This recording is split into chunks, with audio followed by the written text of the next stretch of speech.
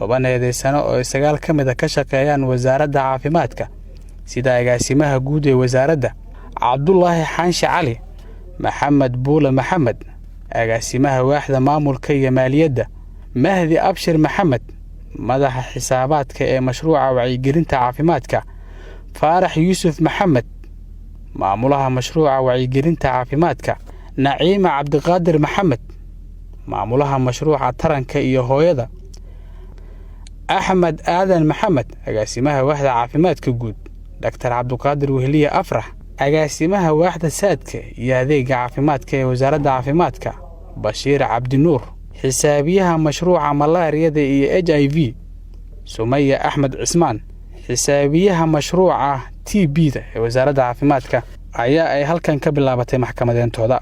waxaa dhammaan lagu eedeeyay masuq. sidoo kale eedda dacwad qaadista waxaa ku jira agaasimaha maamulka iyo maaliyadda wasaaradda kalluumaysiga iyo kheyraadka badda Guuleed Maxamed Ibraahim. Cabdiraxmaan Siciid Axmed oo ah gudoomiyaha dacwadan ayaa ugu horeynba u jeediyay eedda loo haysto 10 eedeysano oo ay soo diyaariyeen xafiiska xeer ilaalinta guud ee qaranka. dambigan waxaa dhibana ka ah ummadda Soomaaliyeed oo loogu talagalay intooda tabarta yar in wax loogu qabto. taariikhda uu dambigan dhacay waxay ahayd 2017 2018 2019 iyo 2020 goobtuna waxay ahayd uu ka dhacay xaafadda March ee degmada Waabari, degmada Yaaqshid iyo xafiiska xisaabiyaha guud ee dawladda federaalka Soomaaliya iyo sidoo kale wasaaradda caafimaadka ee dawladda federaalka Soomaaliya. eedeysanayaasha mid kasta waxa u furan 3 jawaabood midkood. dambigaasi ma gashay mise maad gelin mise doo sharci baad ka qabtaa.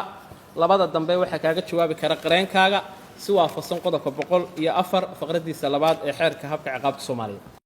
intaas kadib qareenada eedeysanayaasha kaga wakiilka ah dacwadan ayaa dood sharciyeed isku hor istaagay soo jeedinta xafiiska xeer ilaalinta guud ee qaranka. waxay arintaas khaladkaas waxay ka dhalatay in la khilaafay faqradaas. waa boontiga koowaad ee surtaagayga. arrinta saddexaad waxay tahay mudane gudoomiye mudane garsoorayaal qodobada eedda oo khilaafsan gabi ahaanba dhacdada faldambiyeedka la tilmaamay ee eedda lagu tilmaamay iyo cadeymaha la soo bandhigay intaba. xarafka G ama ga qodobka 17aad faqradiisa koowaad ayay khilaafsan tahay eedda aan ka difaacayno muwakkilkeen. waxayse ugu darneed markii qareen ka mid ah qareenada uu soo jeediyay in maxkamad qaadista ay leedahay maxkamadda sare.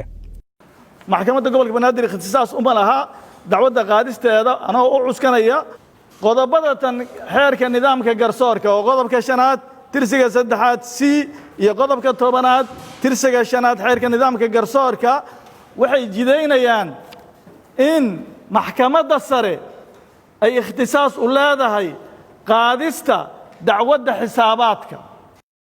inkastoo fursadda ugu badan ay qaateen qareenada haddana xafiiska xeer ilaalinta ayaa markiisa qaatay dooda.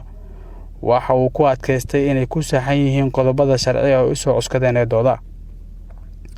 waa kuwan Farxaan Xuseen Maxamed iyo Yaxya Maxamuud Saciid oo kaga wakiil ah fadhigan maxkamadeed xafiiska xeer ilaalinta guud ee qaranka. anaga eedeena way caddahay. eedeysanayaasha waxaan ku eedeynay inay luusadeen xoolo ummadeed, sameeyeen dukumeenti been abuur ah. qof kastana mas'uuliyaddu u lahaa waxaan ku caddayn doonaa dulucda dacwadda. laakiin inay dambigan wadajir u sameeyeen maadaama ay hal hay'ad ka tirsanaayeen, hal hay'ad ka wada shaqayn jireen, barnaamijyo kala duwan oo inta badan ahaa barnaamijyadii lacagta lagu dhunsaday ay ka shaqaynayeen. waxaan ku kala qeexi doonaa mas'uuliyadaha ay kala leeyihiin dulucda dacwadda. mudane gudoomiye haddaan usoo laabto objectionka ay sameeyeen eedda ay ku eedeysan yihiin eedeysanayaasha maxkamadda horjooga kuma eedeysna oo kaliya 240 241 ee xeerka ciqaabta Soomaaliya. waxay ku eedeysan yihiin qodobo badan. markastana ikhtisaaska waxa uu leh 240 241 maxkamadda gobolka Banaadir. sidaa daraadeed inay ogaadaan weeye 241 oo kaliya ma aha 240 ma aha ilaa 5 qodob 6 qodob bay ku eedeysan yihiin. gargudoonka dacwadan garyaqaan Cabdiraxmaan Saciid Axmed ayaa u sheegay dhinacyada dacwadda inay soo saari doonaan qaraar sharciyeed sidaasna uu ku xiran yahay fadhiga maxkamadda ee maanta.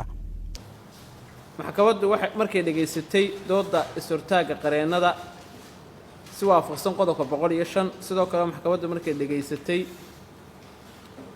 dooda difaaca xafiiska xeer ilaalinta sida uu qabo qodobka 106 faqradiisa koowaad xarafkiisa B maxkamaddu waxay ka soo saari doontaa is-hortaaggaasi ay qareennadu keeneen qaraar waafaqsan qodobka 106 waxaanay maxkamaddu muddayn doontaa kiiskani maalmaha soo socda maxkamaddu maanta halkaa inoogu joogto wabilaahi tawfiiq maxkamadduna inoo xidhan gudoomiyaha maxkamadda gobolka Banaadir Cabdiqadar Maxamed Xasan oo warfidiyeenada la hadlay kadib fadhigii maxkamadda maanta ayaa fariin u diray baarayaasha iyo shaqaalaha dawladda hal la ogaado ruuxii lagu soo eedeeyo musuqmaasuq in la horkeeni doono garsoorka inuu halkaas la horkeena garsoor inuu halkaas ka helayo inuusan ka heli doonin halkaas hiilo baalmarsan sharciga uuna wajihi doono ciqaab sharcigu saarayo iyadoo aan looga naxariisan doonin waxa aan farayaa dhammaan hay-adaha baarista u qaabilsan sida xeer ilaalinta iyo booliska in ay indhahooda furaan lana socdaan xafiisyada iyo dhammaan hay-adaha dalka cadaaladana ay horkeenaan qof walba oo ku eedeysan musuqmaasuq iyo wax isdabamarin Cabdiqaadir Ciise warbaahinta qaranka Muqdisho